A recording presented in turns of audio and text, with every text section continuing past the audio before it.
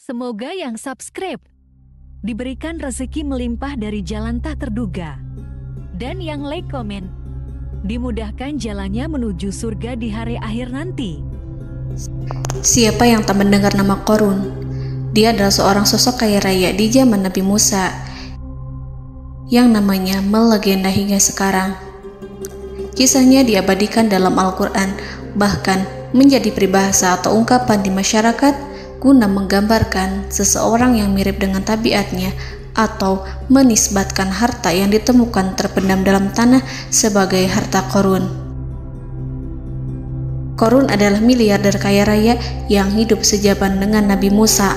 Saking kaya rayanya, Qorun setiap kali keluar dari rumahnya, ia didampingi dengan 300 pelayan laki-laki dan 300 pelayan perempuan. Qorun juga dikawal oleh 4.000 pengawal yang diiringi 4.000 binatang ternak ditambah 60 ekor unta yang khusus membawa kunci-kunci gudang penyimpanan harta kekayaannya itu. Itu dilakukan semata-mata sebagai bentuk kesombongan bahwa dialah manusia paling kaya, paling terhormat, dan memiliki pengikut setia. Ia merasa lebih mulia dibandingkan Nabi Musa alaihissalam. Orang-orang tentu saja akan penasaran seberapa banyak harta kekayaan Qorun jika pengawal dan pembawa kunci gudang kekayaannya sebanyak itu. Lalu berapa banyakkah harta yang dimiliki Qorun yang disimpan di dalam gudangnya tersebut? Sebelum saya melanjutkan, dimohon untuk menonton video ini sampai selesai supaya tidak ada kesalahpahaman dalam memahami isi cerita, serta mohon bantu channel ini semakin berkembang dengan cara tekan subscribe dan silakan tinggalkan like serta komen positifnya. Semoga dukungan pemirsa Risalah Kehidupan bernilai pahala dan menjadi wasilah dimudahkannya segala urusan pemirsa sekalian. Pemirsa Risalah Kehidupan, di zaman sekarang banyak orang yang mengistilahkan rezeki yang tak terduga dengan istilah harta Qorun. Lalu dari manakah sumber harta kekayaan Qorun yang sangat luar biasa itu? Serta di manakah Qorun dan hartanya ditenggelamkan? Siapakah Qorun dan bagaimana kisahnya dengan Nabi Musa? Qorun merupakan kaum Nabi Musa alaihissalam. Disebutkan oleh Ibnu Jurayj, nama lengkap Qorun adalah Qorun ibnu Yashar, ibnu Qahis, ibnu Lawi, ibnu Yakub. Ia merupakan putra paman atau sepupu Nabi Musa alaihissalam. Pasalnya, Nabi Musa alaihissalam sendiri adalah putra Imran, sedangkan Imran adalah putra Qahis. Dengan kata lain, Qorun masih satu kakek dengan Nabi Musa alaihissalam, yakni kakek Qahis. Ia adalah umat Nabi Musa yang taat. Tidak hanya memiliki banyak harta, Qorun juga termasuk orang yang cerdas dan berilmu. Ia menguasai ilmu duniawi dan ilmu ukhrawi, dan tercatat bahwa Qorun adalah ahli di bidang kimia. Dirinya tercatat sebagai ahli kitab Taurat setelah Nabi Musa. Kepandaian Qorun dalam ilmu agama membuat dirinya sering disebut dengan ilmu nawir, atau orang yang memberi cahaya dan penerangan. Suaranya terkenal merdu dalam membaca kitab Taurat. Selain itu, Qorun juga lihai dalam berbisnis. Ia mengetahui trik investasi yang menguntungkan, serta jalur perdagangan internasional yang strategis di zamannya. Kekayaan Qorun begitu banyak, sebagaimana tercatat dalam surat Al-Qasas ayat 76. Sesungguhnya Qorun termasuk kaum Musa, tetapi dia berlaku aniaya terhadap mereka. Kami menganugerahkan kepadanya perbendaharaan harta yang kunci-kuncinya sungguh berat dipikul oleh sejumlah orang-orang yang kuat. Dalam riwayat Kaisamah disebutkan, kunci gudang kekayaan Qorun dibutuhkan 60 bigol atau sejenis kuda kecil. Ukuran kuncinya sebesar jari, bahannya terbuat dari kulit, dan setiap kunci digunakan untuk satu gudang. Maka keluarlah Qorun kepada kaumnya dalam kemegahannya. Para ulama tafsir menjelaskan Qarun keluar dengan mewah diiringi dengan 300 gadis berbaju merah dan 4.000 kendaraan kuda. Tak heran, iring-iringan Qarun itu mengundang decak kagum mereka yang gandrung terhadap harta kekayaan. Sebagaimana yang terekam dalam ayat Al-Quran, moga-moga kiranya kita mempunyai seperti apa yang telah diberikan kepada Qarun. Sesungguhnya ia benar-benar mempunyai keberuntungan yang besar. Quran Surat Al-Qasas ayat 79. Namun tak sedikit kaumnya yang mengingatkan. Ingatlah ketika kaumnya berkata kepadanya, janganlah engkau terlalu bangga, sesungguhnya Allah tidak menyukai orang-orang yang terlalu membanggakan diri atau farihin.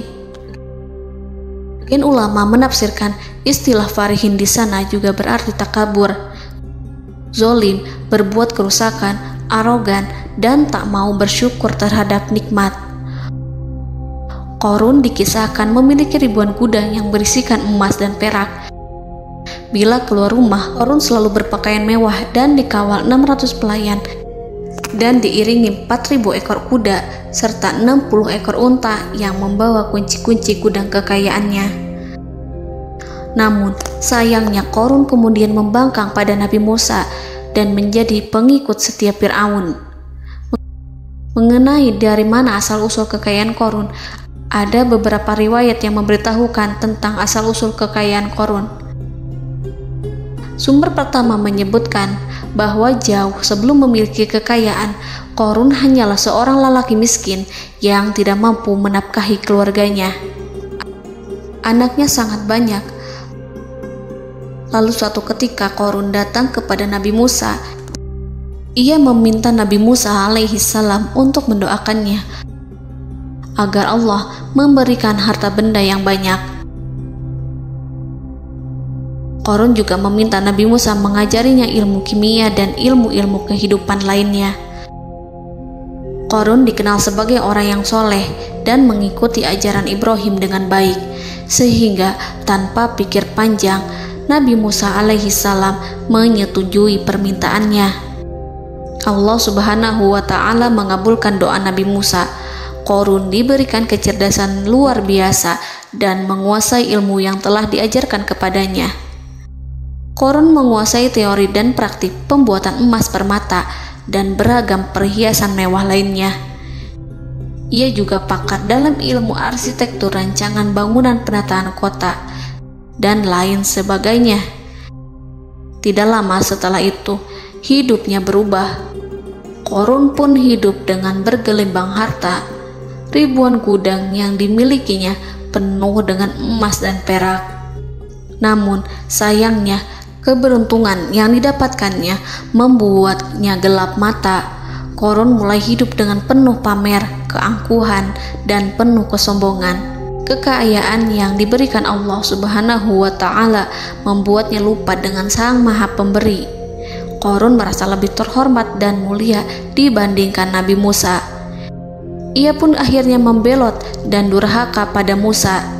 Ia mengingkari janji-janjinya dulu dan beralih menjadi pengikut Fir'aun yang setia.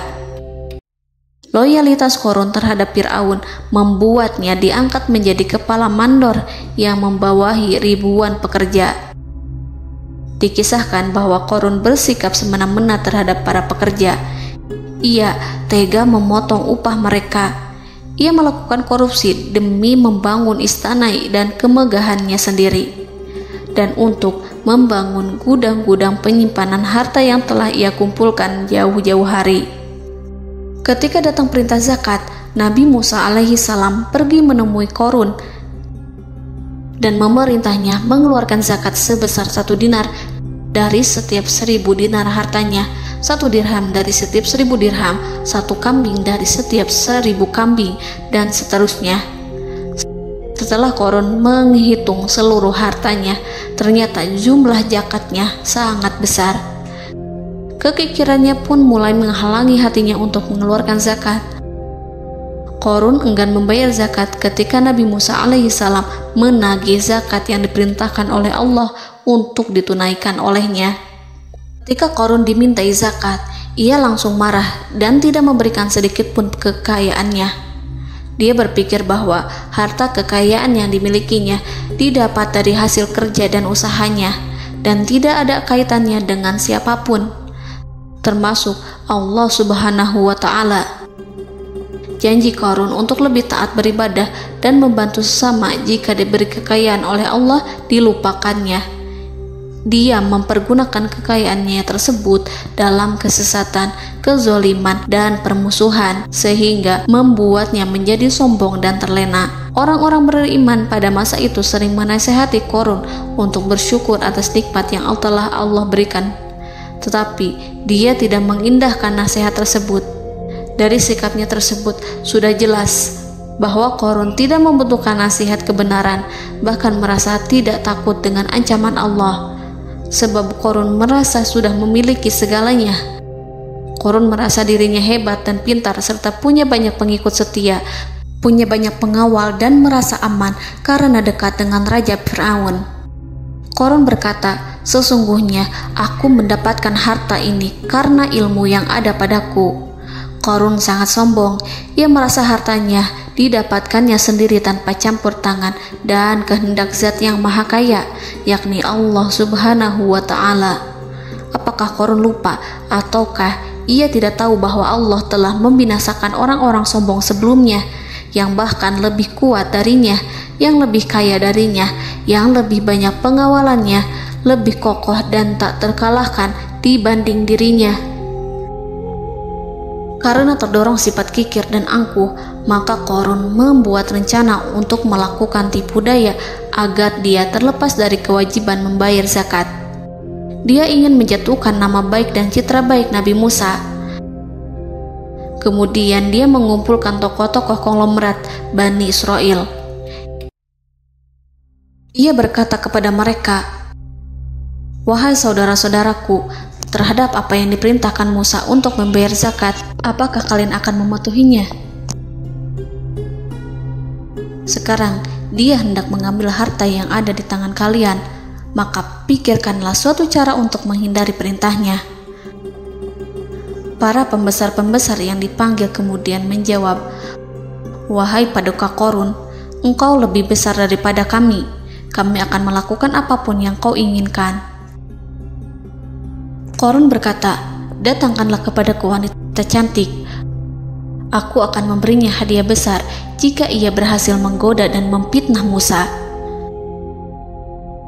Ketika wanita cantik yang diinginkannya datang, Qarun memberikan kepadanya uang muka sebagai jaminan.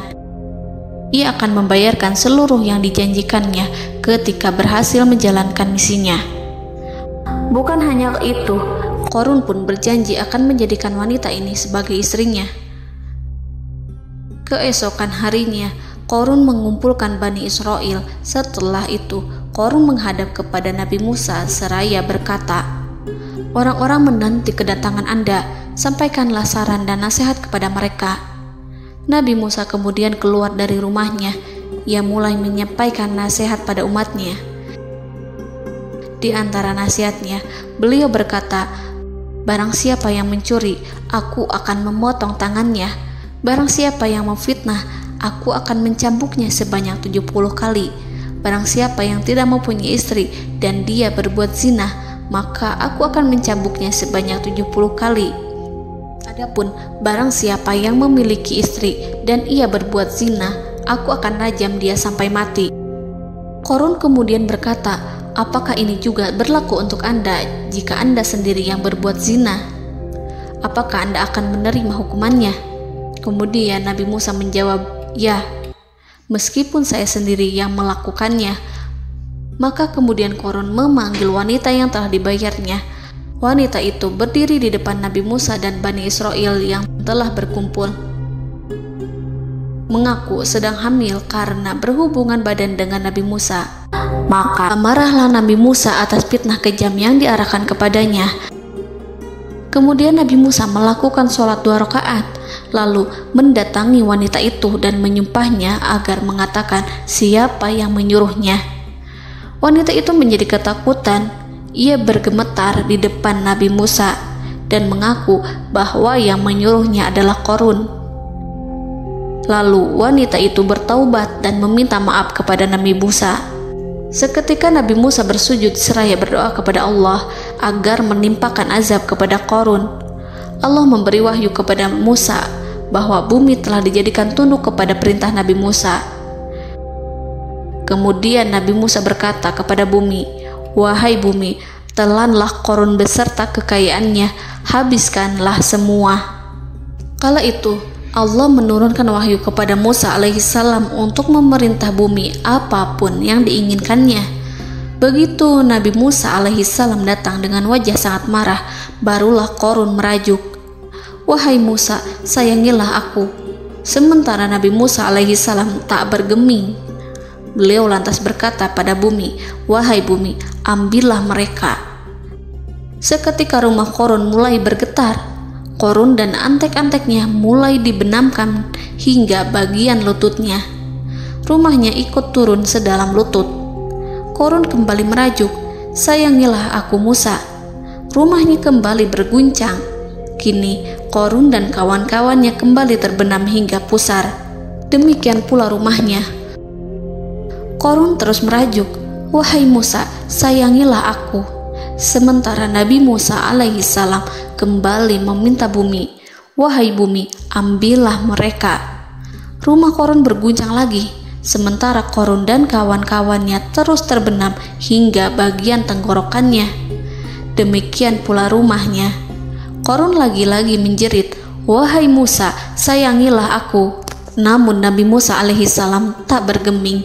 Beliau terus meminta bumi menelannya hingga akhirnya Qarun dan kawan-kawannya hilang seluruhnya ditelan bumi. Tak lama setelah itu Allah berkata, "Wahai Musa, apa yang membuatmu bersikap demikian? Padahal demi kemuliaanku, andai dia Qarun berdoa kepadaku, niscaya aku akan rahmati. Maka kami benamkan dia beserta rumahnya ke dalam bumi, maka tidak ada baginya satu golongan pun yang akan menolongnya selain Allah, dan dia tidak termasuk orang-orang yang dapat membela diri." Quran Surat Al-Qasas ayat 81. Lalu di manakah lokasi ditenggelamkannya Qarun beserta harta bendanya? Konon berdasarkan kepercayaan beberapa masyarakat setempat, Qarun ditenggelamkan di sekitar sungai atau danau Moris yang terkenal di kota Payom, negara Mesir. Qarun konon mendirikan istana dan di tempat itu pula ia ditenggelamkan. Dahulu, Qarun berkeinginan membangun sebuah istana, namun tidak diizinkan oleh Fir'aun jika istana itu dibangun di samping istana Fir'aun. Terlebih, Qarun juga tidak ingin membangun istana di tengah pemukiman Bani Israel yang terletak di tanah Jasan. Fir'aun pun memberikan tanah di wilayah Fayom. Kemudian di tepi sungai Payom inilah Qarun membangun istananya yang megah, dan di dalamnya ia membangun Al-Khunuj, gudang penyimpanan harta berisi emas dan perak. Salah satu bukti arkeologis yang dapat dijumpai di lokasi tersebut adalah runtuhan bangunan yang diduga sebagai tempat tinggal Qarun yang berjarak sekitar 2 km dari Danau Qarun. Menurut beberapa sumber, bangunan yang masih berdiri kokoh tersebut adalah benteng yang dibangun oleh Qarun. Namun ada juga yang mengatakan bahwa bangunan tersebut adalah tempat tinggalnya. Wallahu a'lam. Semoga kita semua dijadikan orang yang Allah mampukan menjadi orang kaya namun tidak seperti Qarun,